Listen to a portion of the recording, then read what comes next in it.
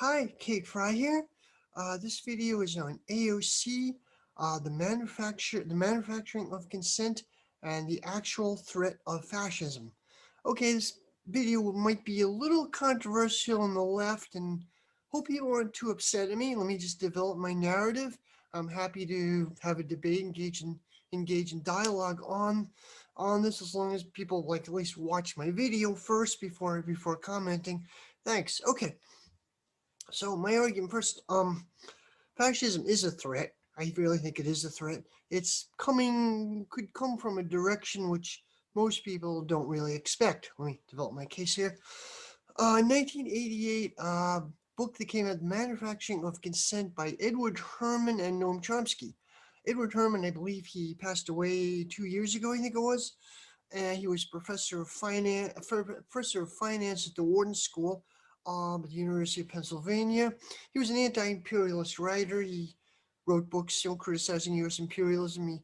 And he collaborated with Noam Chomsky, who was famous MIT linguist and anarchist writer, and wrote many books criticizing U.S. imperialism. Herman did most of the work on the book, and Chomsky said this, so his name comes first. The book came out in 1988. It's a masterpiece. Analyzed how like media control and manipulation in the U.S. was said was the most highly developed. Happens elsewhere as well, of course, but his techniques are most highly developed in the U.S. Chomsky and Herman trace the origins of this back to the First World War, which was called the Creel Commission, or the Committee on Public Information, led by George Creel. Now, U.S. entry into World War One was very unpopular. It was an unpopular war. A combination of reasons. There was a large. Woodrow Wilson first was elected on a platform of keeping the U.S. out of war. Like he kept us out of war was his slogan re-election campaign. So, and U.S. then had a large German population, like especially in the Midwest and large areas of the northern Midwest. People spoke German as their first language, including I found out some of my ancestors, I believe.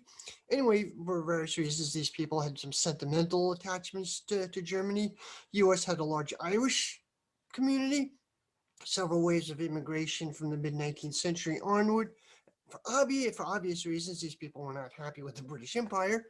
Um, there were also the Socialist Party. It was a mass party and was explicitly anti-war. And the U.S. itself had originated in like a war for independence or revolutionary war against Britain. So for various reasons, there was, and also the U.S. naturally is kind of isolationist country.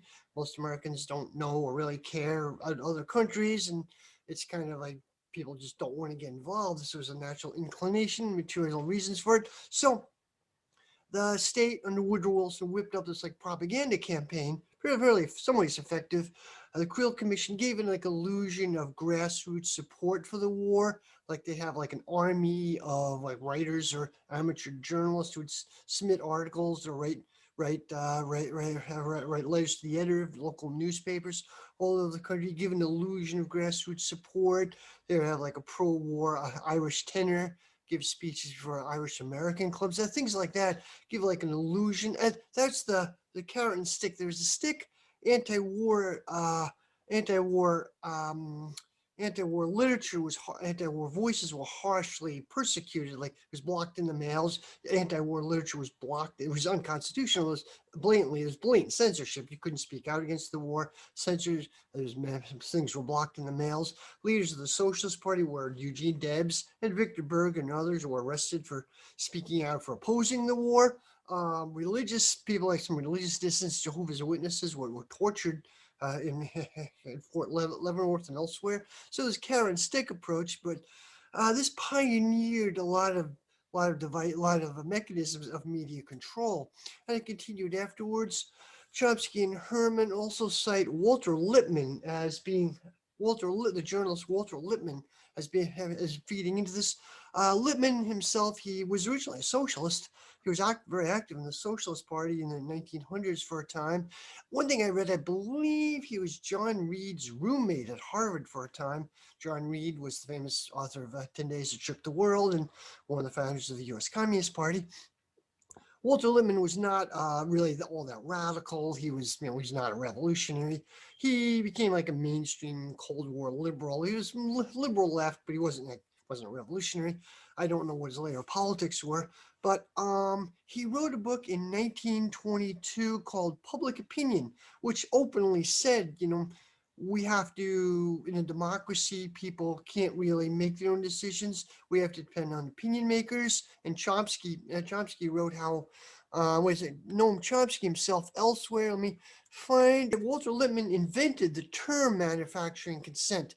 Chomsky said, the term manufacturing consent is not mine. I took it from Walter Lippmann, the leading public intellectual and leading media figure of the 20th century, who thought it was a great idea. He said we should manufacture consent. That's the way democracy should work. There should be a small group of powerful people, and the rest of the population should be spectators, and you should force them to consent by controlling, regimenting their minds. And Chomsky went on to say, the techniques of manufacturing consent are most finely honed in the United States. More advanced business-run society than its allies, and the one that is important that is important ways more free than others, so that the ignorant and stupid masters are more dangerous. Anyway, okay. Anyway, Walter Lippmann was a part. Walter Lippmann actually opposed the Creel Commission. He disliked it, but he still believed in some type of more sophisticated media control, elite control and manipulation. Edward Bernays was a part of this, fed into this. Edward Bernays was a nephew of Sigmund Freud, actually, and pioneered like psychological techniques in advertising and also in political propaganda. He was a big part of this. So Chomsky and Herman mention what they call a propaganda model of media control. That is, it's not like they opposed it to like a totalitarian model, and ultimately I think it is totalitarian, but direct totalitarian model is like the state or the dictator or whatever says, you will believe this, you will believe that, and the media, you will believe this, you will say this. More in this model, there's more debate and narrative is allowed, is actually encouraged. The illusion of an is more based on narrative control rather than not a one-on-one, more of an overall narrative. Because this is done through several ways, what they call propaganda filters. It says providing the five propaganda filters preventing a free press. These are monopolized private ownership, which is obvious. After that book in the 1980s, there were several waves of media under Bill Clinton. There's several waves of media consolidation. So effectively, I believe it's close to 90% of all public corporate media outlets are run by literally really three companies. And basically, that's run by billionaires, and they'll express the interest of billionaires, to put it really in blunt terms. Advertising revenue, especially in the 90s, newspapers actually went much more toward to a revenue generated model, and it really hurt them. But advertising revenues, they don't want to piss off their advertisers. Reliance on elite sources. This is a really big one. You see, it's glaringly obvious, like NPR or CNN. Anything happens internationally, they always have the guest on to explain it. Is a retired general, a State Department official, a retired CIA official, maybe a current CIA official, or an academic from an elite think tank, the Brookings Institute, the zillions of Brookings Institute for the liberals, for the quote left, the American Free Enterprise Institute for the quote right, a whole bunch of elite sources. Not going to go out of the elite consensus, not going to go at all. And they made disciplinary disincentives. This also happens all the time. If you're too far off the reservation, so to speak, you get punished. MSNBC, this happened in MSNBC. MSNBC, Phil Donahue, which is supposedly a leftist outlet. Phil Donahue was fired, famously fired in 2003 for opposing the Iraq War. More recently, Ed Schultz was fired or pushed out for going too far left. Sam Cedar actually originally had a show on MSNBC. He was fired or pushed out for defending Assange. He's back. It's a bit more complicated. He's back, but he defends Assange, but like defending with faint praise.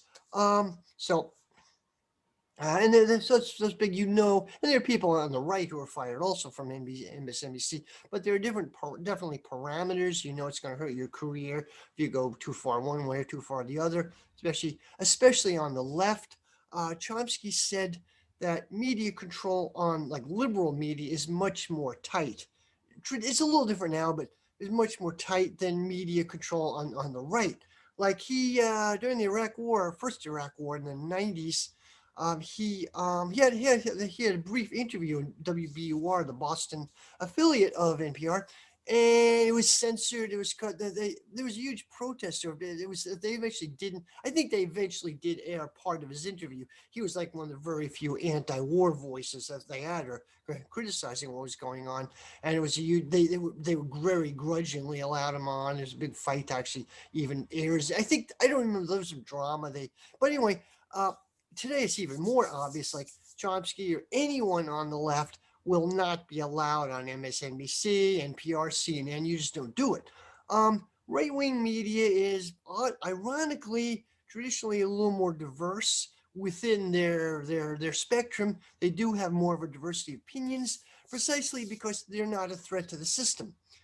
Liberal media isn't a threat to the system either, but the fact that is the demands of their constituents, like healthcare, things like that, potentially could be. So it's kept on message. Liberal media is kept tightly on message. They want to raise expectations, or, if their constituents' expectations are fulfilled, could have some potential of challenging the system. They don't want that. The right is not so they can afford to have the right to have more diverse. That's not even really true anymore. Fox News has cracked down. There's not very little diversity there either. Very interestingly, have more recently, since Biden was elected, viewership for almost all cable news networks has plummeted. Like CNN shows, it's gone on now like 40%, things like that. 40, 30, 40, 50%. No one's watching this. People just watched it for like sensationalistic, Trump's latest deranged tweet, things like that. The only news outlet which has increased its viewership is Tucker Carlson on Fox News. Um, and Tucker Carlson is a horrible, repulsive figure, but he's the most popular news show today because he's to some extent anti-systemic. He talks about the ruling class, the corporate elite. He opposes some of these regime change wars, things like that. And he almost starts to sound like a Marxist, but then he gets into his weird right wing anti immigrant, coded racism, immigrant bashing, rants about socialism. And he comes off, so whatever, he has a viewership. He's the only, however, warped anti-systemic voice that's really allowed. And again, I think it's totally okay for a principal leftist, to go on Tucker Carlson's show. And even though he is a repulsive individual, it's totally okay as long as they make clear either on the show or afterwards that they really oppose his right wing positions. All he is a platform. And it's a legitimate, particularly when leftists are utterly banned from everywhere else. And I'm not sure how long Tucker Carlson will be around either.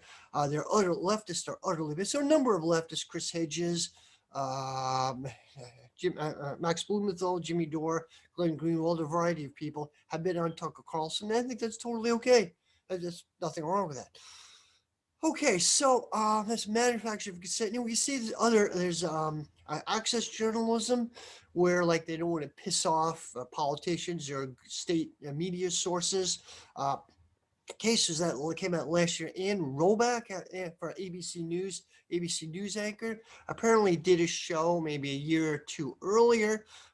She interviewed Virginia Giuffre, one of the victims who's connected with Epstein, survivors of Epstein. She was sexually abused and trafficked, and there are ties. She has ties with, not ties, but there's a photo of her standing next to Prince Andrew Windsor, and she made his documentary. It came out about maybe 2 years. It was quashed by ABC. It was quashed because they wanted to keep ties with Windsor Palace, with Buckingham Palace, with the Windsor family. And it came out. She then later on, more recently, more stuff did surface. Virginia Giuffre stuff did surface with that connections with Epstein did surface, and then this Ann Roback was pissed off. Really, she's part of the system herself. I mean, she's not an angel, but she was just pissed off about it, and then there's big to do on it. This is just one minor example. Stuff like this happens all the time. It's just one glaringly obvious, one minor take on this. Okay, so yeah, so another thing, CIA involvement in the media.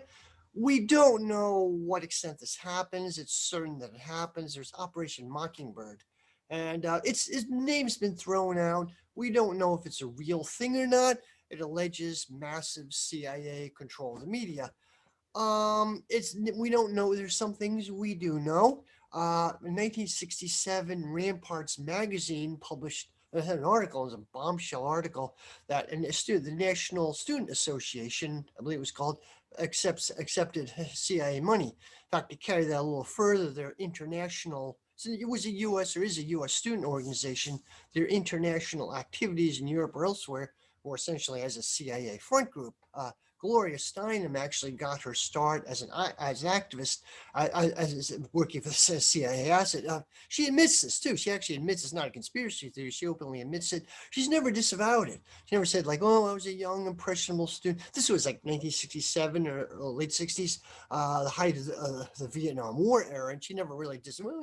She says even today, "I was promoting American values." Like maybe standing for the CIA is not really a good thing to do, but anyway. So that's there. There are some allegations she had connections with the CIA when she was editor of Ms. Magazine, or to move the feminist movement in a more centrist direction. There are allegations we don't know. Um, so also that was backed up. The Ramparts article is also sent an article in the New York Times. Their church committee in 1974 mentioned 40 journalists. Didn't mention who they were, but 40 journalists who were known to be CIA assets.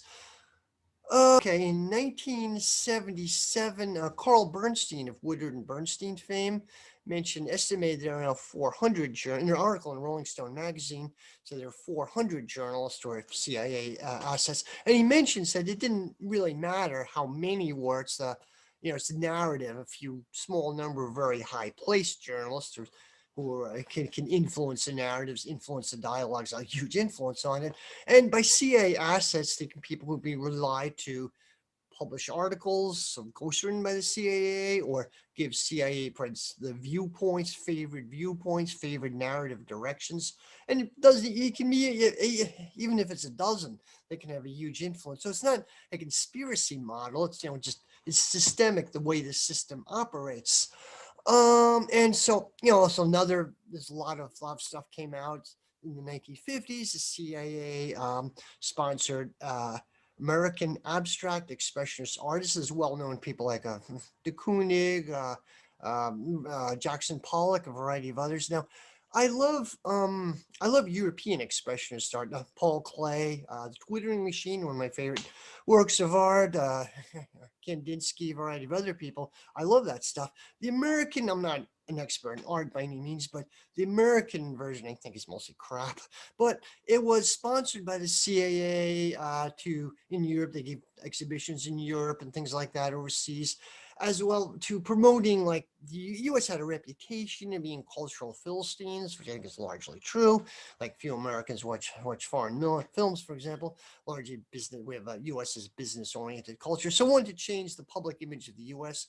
Also, it's known. I mean, it's not a conspiracy theory. Article in the Independent came out in 2013. Gave some specific names names to this how it operated. So also, one of the also it is known the CIA sponsored leftist literary journals. Like there's a group of people called the New York Intellectuals who are former Trotskyists in their late 30s, 40s, but then after World War II, they kind of moved away. Some of these people, not all of them, some of these people moved to the right, and there were like literary journals, Partisan Review, or a bunch of other groups who known to have ties later on. I don't know if it was a Partisan Review, to be honest, but other literary journals had ties with the CIA and some ties with social democratic politicians in Europe. So we don't know how much. There's certainly some CIA influence. We can't directly say how much it is. Is known one of the early WikiLeaks revelations I think 2008, 2009, was that CIA, has been documented, the CIA was planting articles in the French and German media like around 2004, 2003, 2004, trying to drum up support for the U.S. war in Afghanistan. It was going pretty badly. It was a very unpopular war. There were NATO countries involved in it. I don't know if they were directly involved in the war, but try to drum up support. The articles about the plight of women in Afghanistan, which is some true, yeah, but taken out of context. And I noticed that in this country as well, around 2004. I remember seeing in this country. I remember seeing a lot of articles around 2004 about women, the plight of women in Afghanistan. You didn't see this earlier. It is a patriarchal culture, and yeah, sure. But I didn't remember seeing any of this concern earlier or later, just around that time period. So I think it's likely there was some media management involved. So the stuff does happen. Certainly does happen. What extent I don't know, but and you read, you see the media today, like read CNN, NPR, MSNBC, and even Fox News. They're all on target. They're all certainly there's some coordination of talking points. They're all on target. They're not. No one's going to criticize U.S. imperialism. Whatever issue pops up, they rely on the same source. It's the model I mentioned, not conspiracy, but propaganda filters, mechanisms that I mentioned. And oddly, there are people today who are using the analysis techniques like Herman and Chomsky mentioned, who are using it today to analyze media control and media manipulation. There, of all people, Jimmy Dore, other Aaron Mate, fair number of other people. Jimmy Dore's actually read Manufacturing Consent. He frequently references it. He talks about how one guy, I forget his name, a journalist recently, or about maybe a couple months ago, got a show on MSNBC. So first, one of the very first on his very first show, he Russiagated someone. I think he mentioned Russia, Putin's influence in the Sanders campaign, which is nonsense. But the price of admission to the club meant you had to show your team player. You had to Russiagate someone. You had to mention Russiagate. I mean, everybody knows, not everybody, but most people should know it's nonsense. Russiagate stuff, but it's the price of admission. To show you, do a little bootlicking. And they have some of these journalists have a little short leash, some have a long leash. Often it's a long leash, but journalists are given to understand how far exactly they can go. Sam Cedar went a little too far when he was on MSNBC defending Assange. He was booted out. He has a YouTube channel, and he's now sort of back with MSNBC, has some relationship with them. He defends Assange, but he does it in a way like damning with faint praise. He says, Assange is a scumbag, his character assassinations. Assange outed gay men in Saudi Arabia, which is not true, by the way. And main narrative is that Assange worked with the Russians to get Trump elected, which is complete nonsense. Assange actually WikiLeaks published at least 10,000 documents exposing some of the corruption in Russia leaked from the Russian government, which I think he couldn't. My guess, he probably wouldn't have been able to do what Ed Snowden did, go to Russia. I don't think they'd give him asylum because he's pissed off the Russian leadership as well. So the whole narrative he's working. I know. And liberals will grudgingly, well, it's a freedom of speech. We have to defend Assange, but he's such a total scumbag. So therefore, it's difficult to defend Assange if he's a scumbag. Even so the narrative is poisoning the well. That's part of the narrative. So okay, got that out of the way. Now there are psyops, and happens fairly often. It sounds like it's something from science fiction or a conspiracy theory. We know this stuff happens. One big is weapons of mass destruction in Iraq. Or Saddam Hussein's ties with Al Qaeda. We know it was nonsense. I mean, just ideologically, the Ba'ath Party had no connection with Al Qaeda. In the 90s, Iraq was very closely picked over by inspection teams. There were no evidence of weapons of mass destruction, but this was hushed up. This was shouted off. Joe Biden, of all people, he was chairman or co-chairman the Senate Foreign Relations Committee. He played narrative control, pro-war. He didn't really interview or allow people to testify who were anti-war, who opposed the narrative. Joe Biden was a big part of the move to push the Iraq War through Congress. So that was I think WMD's The media picked it up and pushed it, relentlessly pushed it. They never apologized, or people thought, well, the media admits their mistakes. Uh, they never did. Next one was Russiagate. That was and still going on. You still hear it all the time. There are no dissenting opinions. Like NPR, CNN, any is not going to interview someone with an opposing narrative from, especially from the left. There's some pushback, like right wing media, and that I think right wing media could be analyzed too. They have their own narrative controls. They're broader, and I'm not apologizing for them. Their problem there's there's a Fox News, of course. There's Breitbart, and the more far right. There are zillions of local going back, and zillions of local, more locally, more blogs.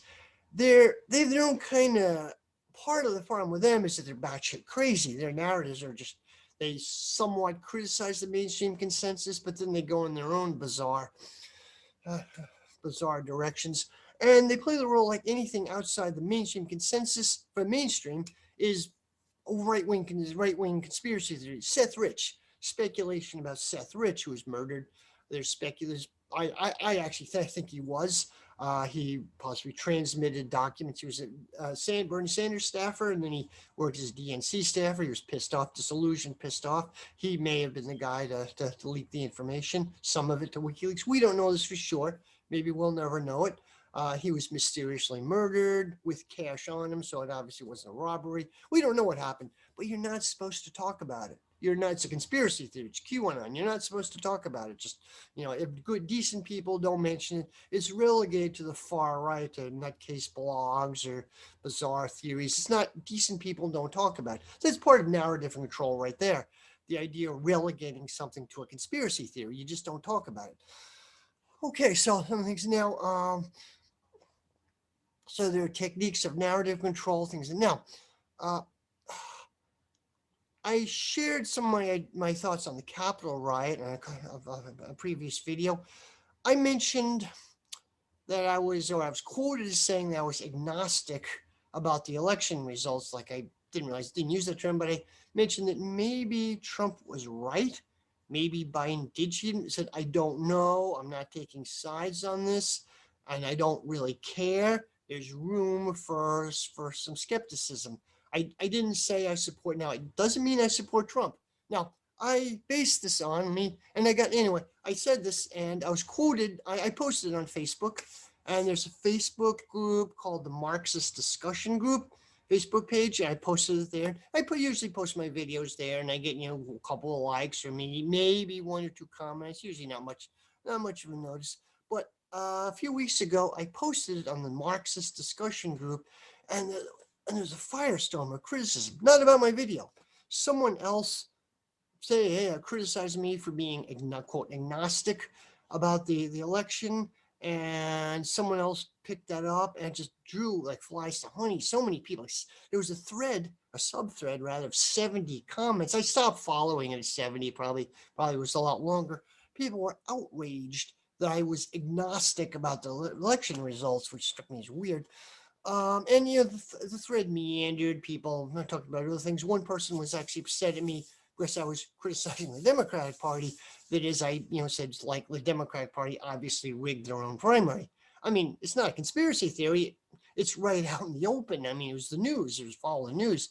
Maybe rigging isn't quite the right term to use, but be that as it may, rigging is a good term to use. The Dems rigged their primary in 2016, and they rigged it in 2020. It was not a conspiracy. It was all over the newspapers. It was all over the media. Just follow it. There are some things which are worthy of some skepticism, like the Iowa app. We don't know. There's so many suspicious things. We don't know what happened. Seriously, I can't claim to know what happened.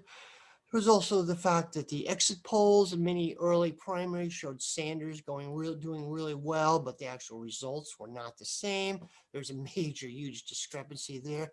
That was a little weird. There are a bunch of other things.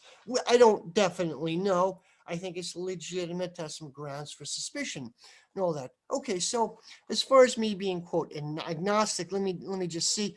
People piled on without actually watching my video. I'd love it if people can watch my videos. So my take now. I've been kind of influenced by Jim Kavanaugh, a leftist blogger. He has the Polemicist blog. He's a respected guy within the radical left. He writes for his articles in Counterpunch. He's been interviewed for a variety. Um, he used to do Loud and Clear podcast with Brian Becker. I mean, he's a respected figure on the left. He's not definitely not QAnon, but he's a very intelligent guy. I don't agree with all of his stuff, but he certainly has influenced my thinking. Okay, so my I'll just say this, and I'm not supporting Trump. Please understand, I'm not supporting Trump. My grounds for saying that Biden. I'll say for the sake of argument, Biden beat Trump. If I said in my video here how Biden legitimately beat Trump, okay, I'll say that. If I said the title of this video was how Biden stole the election, I'd be taken off YouTube. You're not allowed to mention this, and there are a variety of reasons for this. You're not allowed to really dispute. Decent people don't do this. Let me see. Okay, so I'm reading this from Jim Kavanaugh's blog. He said, "Oh yes, oh wait, this was the succession of ludicrous political choices and abject failures that led to the political apotheosis of the year.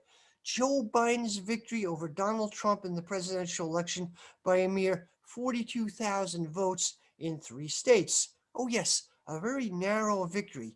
10 to 12,000 in Georgia and Arizona, 22,000 in Wisconsin. For some reason, Democrats and their allied media do not highlight this the way they raged about the illegitimate twice as many votes difference that accounted for Hillary's defeat in 2016. Yeah, anyways, I said yeah, Biden won narrowly, 10 to 12,000 in Georgia and Arizona, 22,000 in Wisconsin. Two of those states, Georgia and Arizona, use Dominion software, which is proprietary software. We don't know what it is. And also, there are cases where liberals or Democrats felt cheated out of an election victory by Dominion also. And when recounts are sometimes done, they're often done by a subsidiary of Dominion or other companies, so it's kind of weird. So Jim Kavanaugh goes on to say if that, it would have been ridiculously easy. I'm not saying it happened, but if the ruling class wanted to, it would have been ridiculously easy to manipulate the results. It's child's play to manipulate the results. I'm aware there was a lot of drama. Trump himself has no credibility. I mean, I really think election integrity is a big issue in bourgeois democracy, since Jim Kavanaugh goes on to say basically it was a festering boil for the last 20 years. 2000, we know what happened 2000, 2004, 2016, and other time local elections. Stacey Abrams running for governor of Georgia. There are strong allegations that she was cheated. We don't know. So festering was never been dealt with. The Democrats haven't, the Electoral College like cheated the Democrats or took the election from the Democrats twice, and they haven't really made any moves against it. Um, so it's not really mentioned. And the Democrats were all over the place, like in 2004 against Bush. Barbara Boxer said, they're complaining. And Republicans were saying that Democrats should you got to get over it. And Barbara Boxer fought back. No, they're saying no, millions of people had their thoughts and dreams in this. Don't tell us we should just get over it. But now, like, the Democrats are saying the same thing to the Republicans. So I'm aware there was drama. It was the court thrown out by local courts. It was thrown out by the Supreme Court. That doesn't mean anything. I mean, uh, the major institutions of society had a strong interest in preserving what they call the illusion of election integrity. They have a really strong interest. You don't challenge. You can complain. You can have allegations about election fraud, but you can't really openly challenge it. Like Trump crossed the line, and you can't do that. There was a article in Time magazine. Really, it was pretty dramatic. It actually, this is Time magazine. You can't get much more mainstream than Time magazine. Talked about seriously. An article came out. I'll post a link to it. A group of businessmen. Some of them were actually pro-Trumpers who united secret cabal mentioned this. I mean, use that term of business. Time magazine of all places. The secret cabal of businessmen are united to preserve what they call election integrity. What this kind of meant is what I got out of is to partially block Trump's challenge and also to bolster the faith in the election, the narrative that cheating was impossible, bolster. They all cost the ruling class wanted that narrative out there. You can't at all say the election was stolen or ruined, And the Democrats are really on the warp. Now, I'm not saying I like Trump at all. Being a Marxist, it's possible to believe there are opposing trends in society. Opposing trends. Trump can be a scumbag, but still very likely the ruling class, or possible the ruling class, cheated him out of election victory. Two opposing things can be possible. The ruling class certainly did not like Trump and wanted him out. That's very obvious. Right? Trump was not a good guy. He was partly because he was unstable, because he was a buffoon. He came off like a complete utter buffoon. The ruling class was kind of concerned about that. He was unstable. He didn't fight the security state in a meaningfully way, but he was a little off the reservation. He made noises. They wanted to get out of Syria and Iraq, and he tried to, and they lambasted him for that.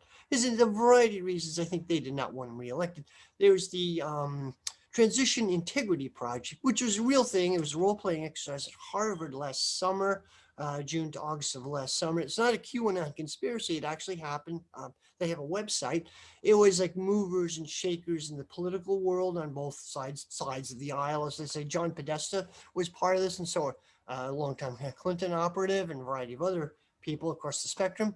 And the ostensible reason was discussed by Whitney Webb and Diane Johnstone, a variety of other people. What they did, role-playing exercise, ostensibly what to do if Trump tried any funny business. Like, what were we going to do? But part of this, Whitney Webb mentions that part of this, which John Podesta himself played one of these role-playing games, was what happens if Trump wins by a wide margin. And one thing that he had when that happened, they had role-playing exercise. The three Pacific states, Washington State, Oregon, California, threatening to secede. They're all Democratic Party governors, and California's big, huge Democratic Party majority. These states threatening to secede from the Union if Trump is reelected. Now, the extreme case that didn't happen, but the upshot of this for me is that the ruling class didn't want him. It's for maybe good reasons, but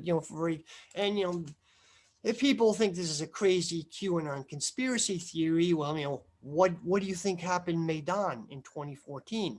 What do you think happened in Honduras in 2009, like twice? What do you think happened in Bolivia, in Venezuela? What do you think happened in Italy in 1947?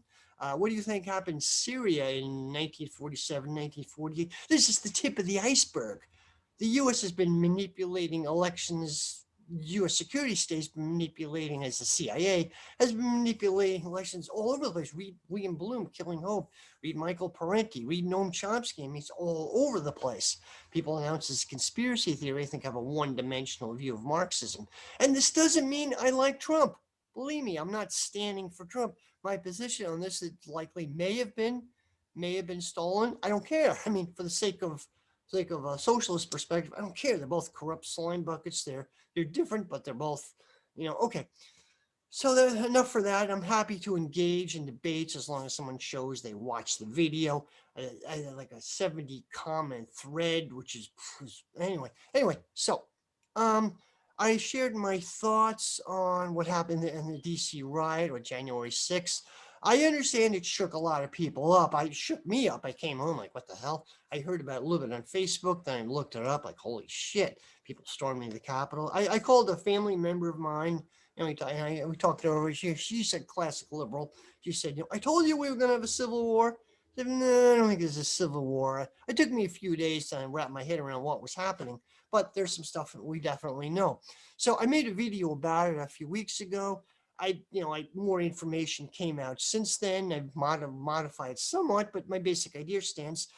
The Capitol riot happened because it was allowed to happen. Seriously, it was known it would happen weeks in advance. Okay, known. Trump was asking his followers to protest in D.C. It was known this would happen in weeks in advance. 6 requests of the Capitol Police made 6 requests for backup, like National Guard support or other troops, and it was turned down 6 times.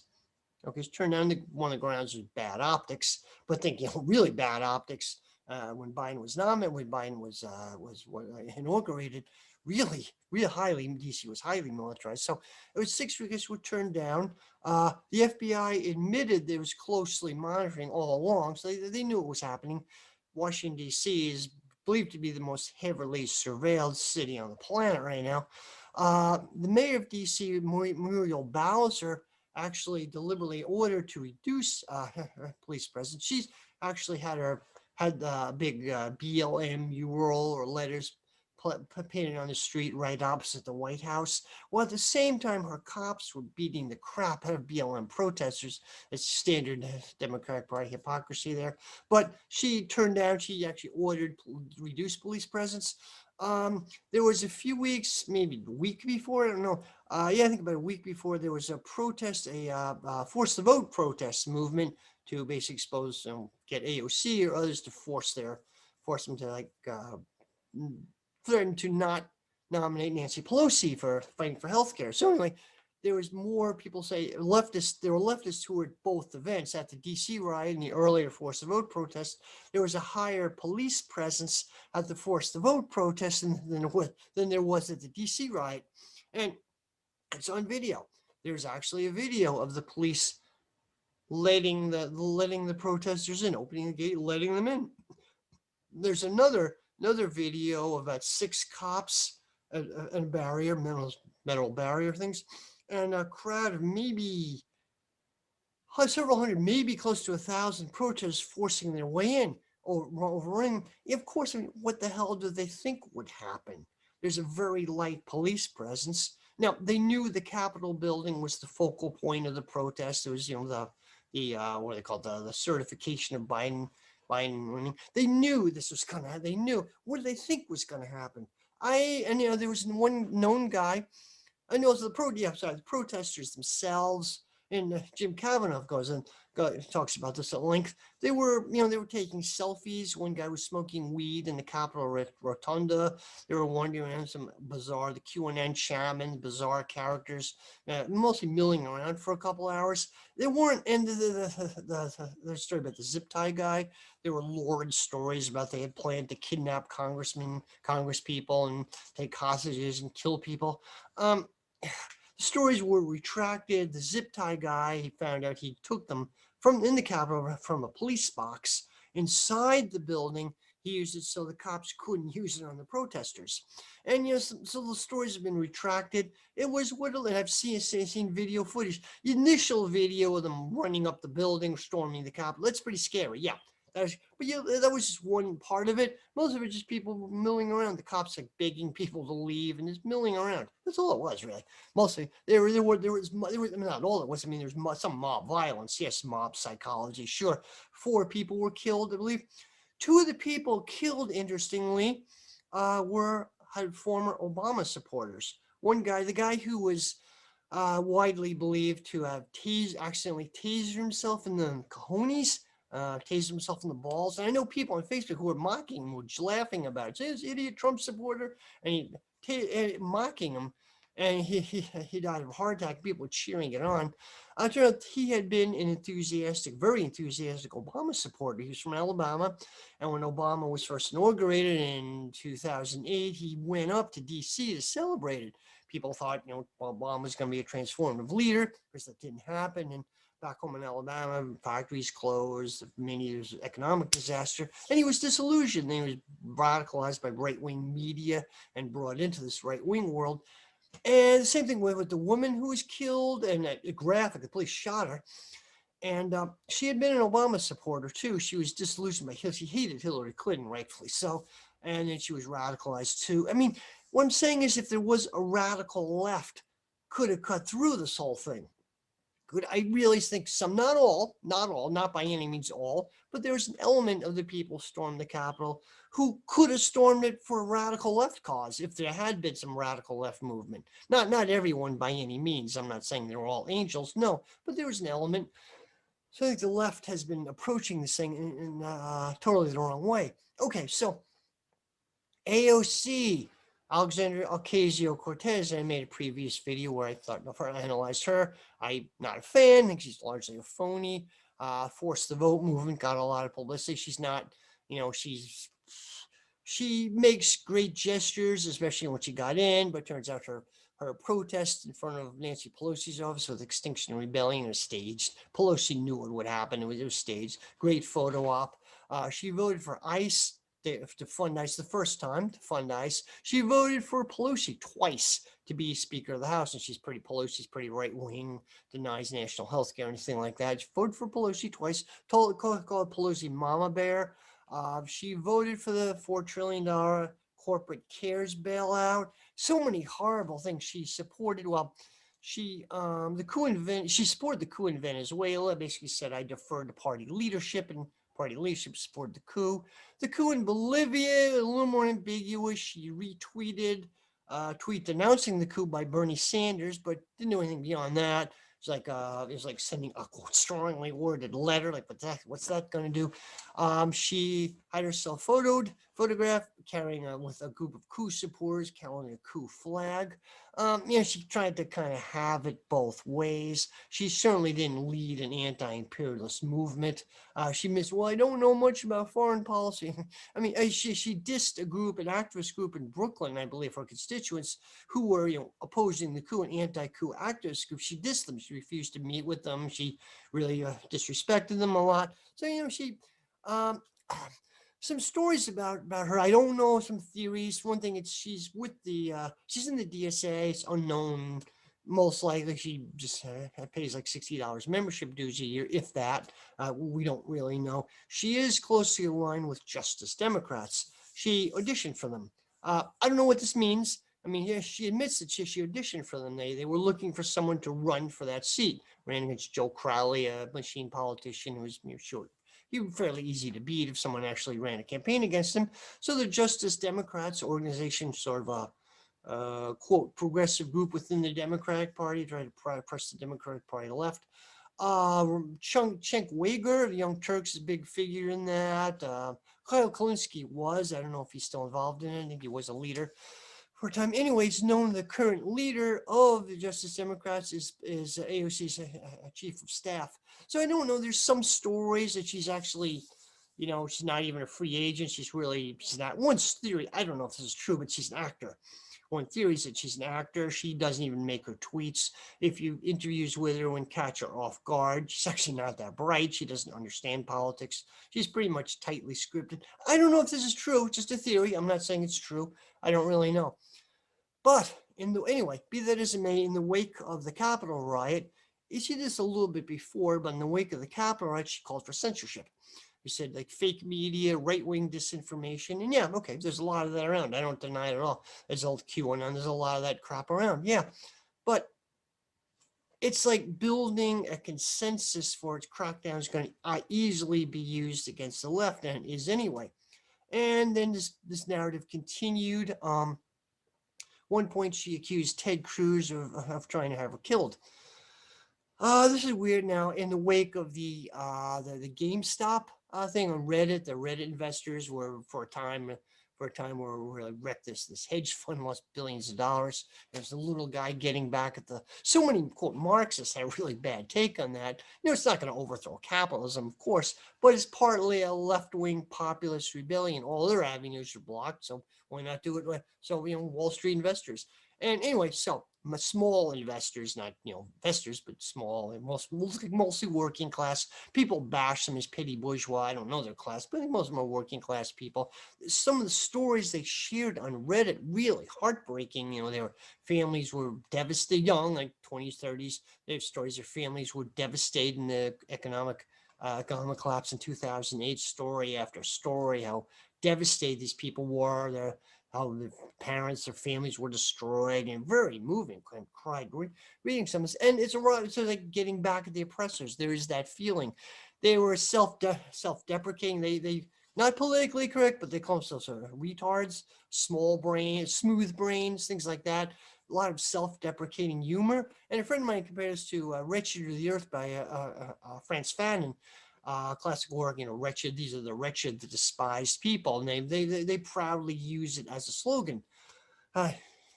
So anyway, they were getting back at the oppressors in some ways. I mean, ultimately it was a dead end, of course, but it is significant. Okay, so anyway, the upshot of it, there was a move for finance reform and Ted Cruz. So Ted Cruz, I mean, Ted Cruz is a scumbag. He's a gusano. I don't like Ted Cruz, but he's part of the populist right. And there was a move to rein in Wall Street or some financial regulation. He reached out to AOC, and AOC turned around and said, "I'm not. You tried to have me killed." And that was bizarre. That was just unhinged. That's just as unhinged as stuff Trump does.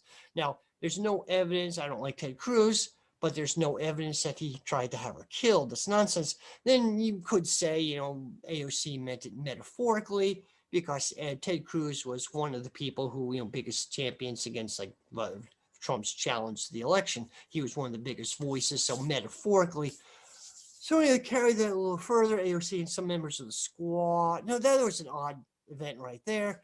AOC essentially used it as an excuse not to do any financial reform, essentially. It's like a junior high school thing. I'm not going to work with you. You were mean to me during lunch. It's like junior high school stuff.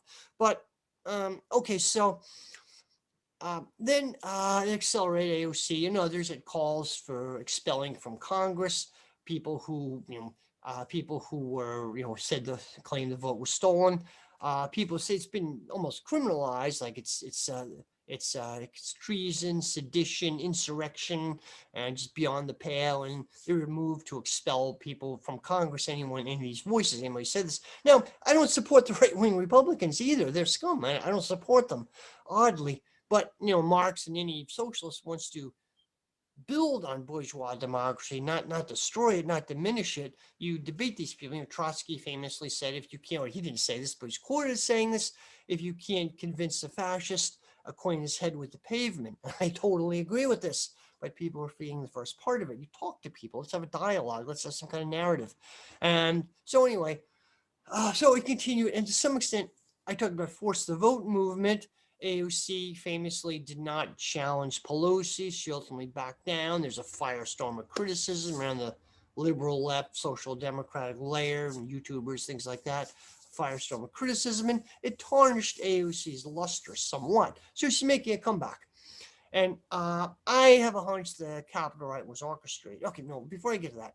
So, okay, then it continued, and there was a AOC had some story. She had an hour-long video on Instagram.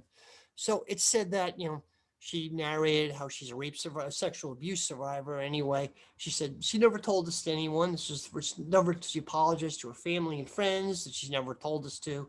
There's trauma, and just, victims of trauma are often reluctant to tell anyone because they're afraid they won't be believed. And there's gaslighting. And oh yeah, I get that totally. I totally get that. I empathize. If she actually was victim of trauma, I totally empathize. Anybody has to. Interestingly, she did not empathize with another abuse survivor, Tara Reid. To quickly point out, is she only brings this up when it's politically expedient for her. Okay, so she mentioned how she was a rape or abuse survivor. Then she had trauma. Then she connected that trauma to trauma of the Capitol riot. She thought, people were running after her, going to kill her.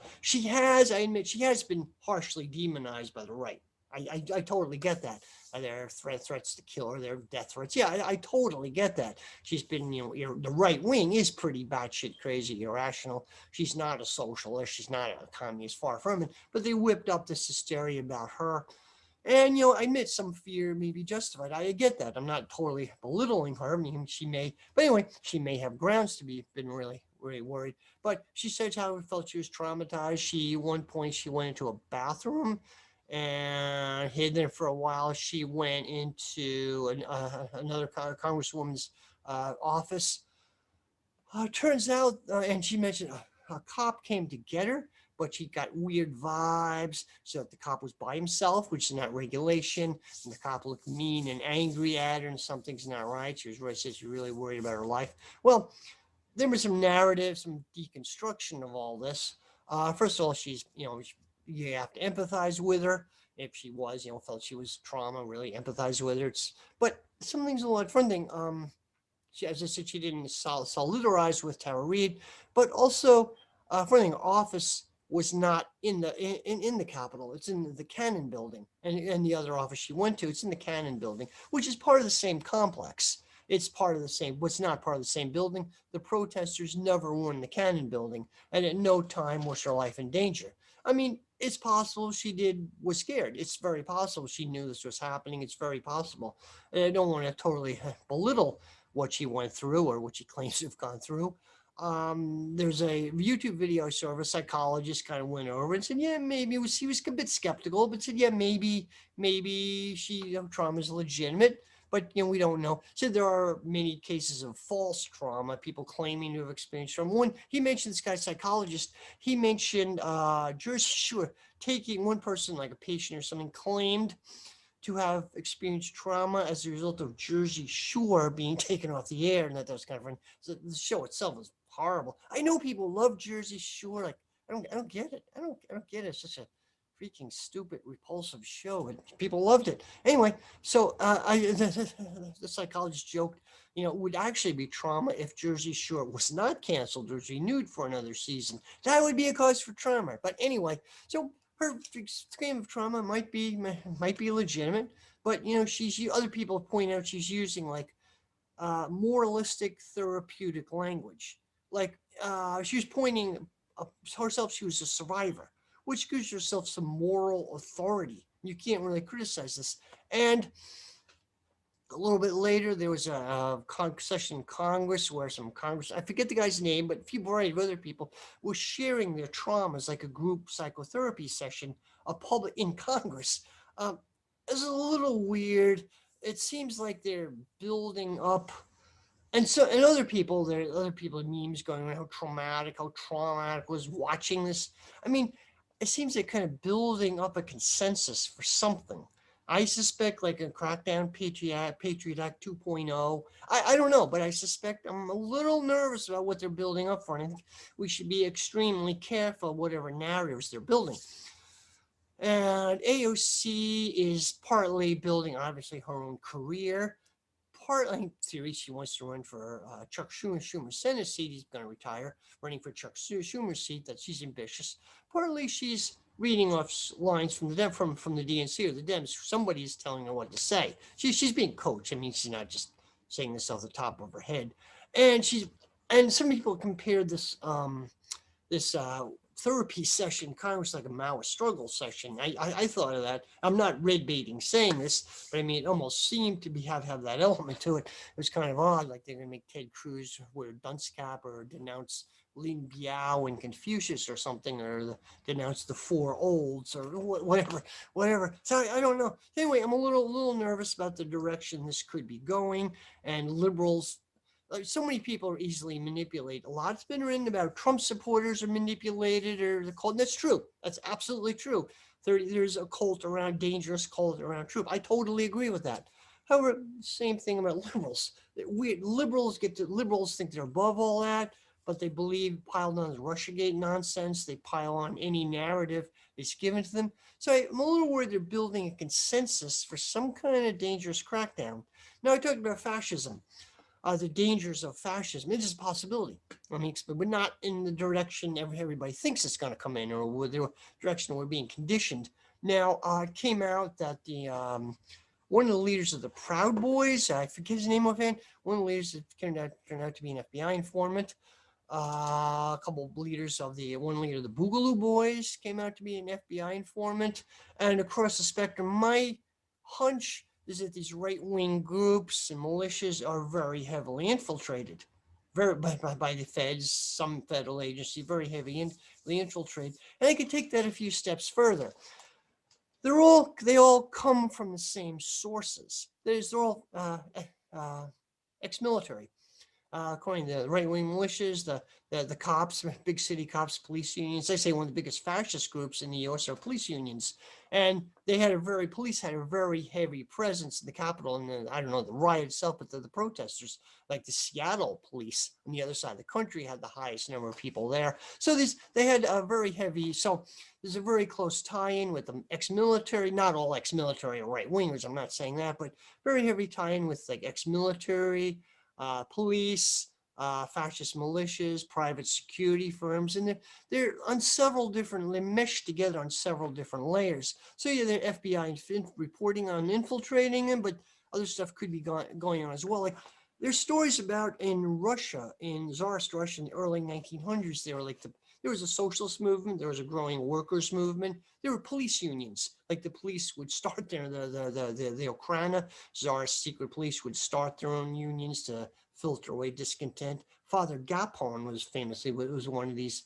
He's and there was one a major instance. Bloody Sunday was one of the major instances that started the revolution of 1905. Anyway, there were police. So there are cases of like Father Gapon's one. There were others, people in these police unions really working for the secret police who started to identify with socialists and with the workers, and they got some bizarre identity conflicts. The book, Through a Scanner Darkly by science fiction writer Philip K. Dick, really amazing book. It's written in the 1970s. It takes place in the late 1990s, but it's really about the 60s. So it's basically a futuristic drug culture. The heads, and it goes into all these futures. It takes LA, like LA in the future. And it's kind of futuristic, but it's futuristic drug culture. And it follows this like police informant who infiltrates this group and a group of heads, like countercultural group. And then at one point, he can't decide whether he's a narc. Says he can't decide whether he's a narc pretending to be a head or a head pretending to be a narc. And you got, in fact, he was doing lots of drugs at the time, accelerated his personality disintegration. He was having a massive identity crisis. And, I'm just saying this is like a metaphor of what's happening with some of these right wing groups. They're not like the Capitol, right? They're fascist militias, and they do exist. They do exist. I think they've been exaggerated, but they do exist. They're not going to contest state power. They are state power, or rather, they're an expression of some part of state power. That's what I say. So I could see a scenario where Biden. I don't think Biden's going to last out his term. He might. I don't know, but they kept out of public view. I haven't heard too many press conferences. So say Kamala Harris gets in, becomes president, and people are great first black woman president. Yeah. And she is a sadist. She's a psychological sadist. She's alone analyzed her record. It's pretty horrific.